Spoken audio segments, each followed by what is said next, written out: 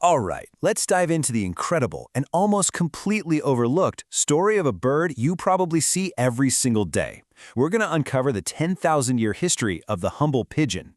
Now, I know what a lot of you are probably thinking. For most of us, this is the image that pops into our heads, right? Rats with wings. The city pigeon. We kind of dismiss them, sometimes we even despise them. It's a perception that's become super common. But hang on, what if I told you that this whole perception is, well, it's just completely wrong? That the bird on your windowsill is actually descended from a line of heroes and nation builders and scientific pioneers? Let's dig in and uncover the real story here. And we're going to start with maybe the most dramatic role pigeons have ever played in human history, as decorated soldiers on the front lines of our biggest conflicts. Just look at this number, 32. That is staggering. That's how many pigeons got the Dickin Medal, which is the highest possible honor for animal gallantry in Britain, for their life-saving actions in World War II alone. To put that into perspective, more pigeons received this award than any other animal. They weren't just flying around, they were critical assets. And if you want a perfect example of this bravery, meet Cher Ami. That's French for dear friend. Her story is just wow. During World War I, an American battalion got trapped behind enemy lines. They were taking fire from everybody, even their own side, by accident. Cher Ami was their last shot.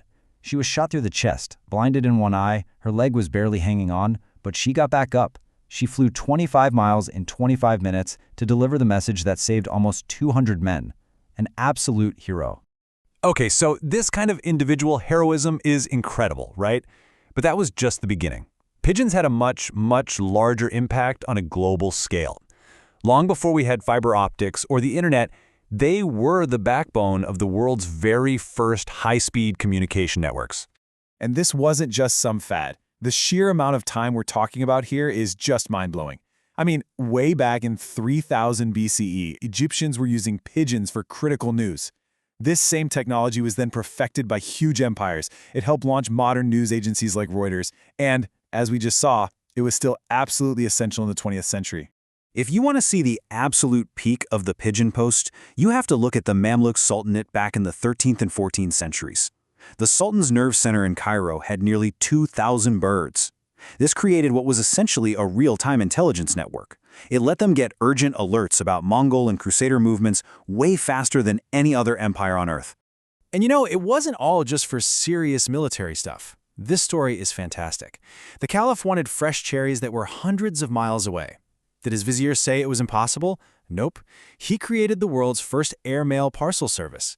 He attached a single cherry in a tiny silk bag to each of 600 pigeons.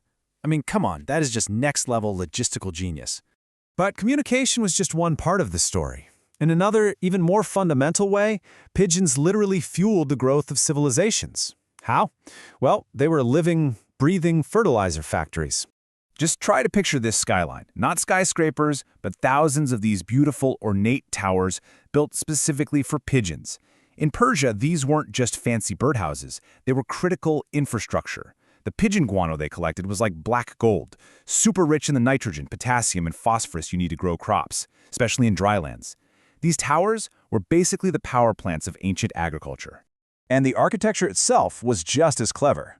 In places like the Sewa Oasis in Egypt, builders come up with this unique material called kershef. They'd mix salt-crusted mud with clay, and as it dried, the salt would recrystallize, forming this natural, almost concrete-like bond. It's a perfect example of sustainable architecture, all designed for a relationship with nature. Okay, so we've had pigeons as war heroes, as the first internet, and as agricultural engines. But this next role they played is maybe the most profound of all. The humble pigeon was a secret muse for one of the greatest scientific theories in all of human history. You see, Charles Darwin was obsessed with pigeons. I mean, seriously obsessed. He joined pigeon fancying clubs in London, he bred them himself, and he saw that in a pretty short amount of time, breeders had created this unbelievable variety of birds, and they all came from a single ancestor, the wild rock dove. For Darwin, this was everything. And this is where he had his big light bulb moment. He looked at birds like the Jacobin, with a hood of feathers so big it can barely even see, or the pouter, with its crazy puffed-up chest. And he thought, if human breeders, that's artificial selection, can do all this in just a few hundred years, what could nature, natural selection, do over millions of years? The pigeon was his living, breathing proof of concept for the theory of evolution. And what's so cool is that today, modern science has proven him completely right. We've actually identified the exact genes behind the traits that Darwin was studying. We know a gene called EPHB2 is what causes the head crests, and another one called TIRP1 controls the bird's main color. His observations, made just by looking, have been totally validated at the molecular level. It's amazing. So let's bring this incredible 10,000-year story full circle.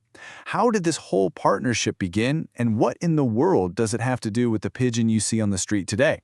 Well, what's fascinating is that our relationship with pigeons didn't start with us capturing them. It started more like a mutual convenience. See, as humans started forming, our extra grain attracted wild rock doves. And we in turn realized, hey, this is a self-replenishing food source that just happens to live in our buildings. Scientists call this a commensal pathway, basically a win-win. And that was the start of a 10,000-year partnership. And this right here brings us to the final, most important takeaway. The pigeon on the sidewalk is not a wild animal trying to survive in a concrete jungle. It is a domestic animal that has returned to a semi-wild life. It is the direct descendant of Chair Ami, of the birds in the Mamluks' high-speed network, of the pigeons from those fertilizer towers in Isfahan, and of the very breeds that inspired Darwin. So the next time you see one, maybe don't just think rat with wings. Think of it as a living artifact, a little feathered time capsule of human history. The pigeon on your windowsill is a descendant of heroes and kings. Which really makes you wonder, doesn't it? What other wonders are hiding right there, in plain sight?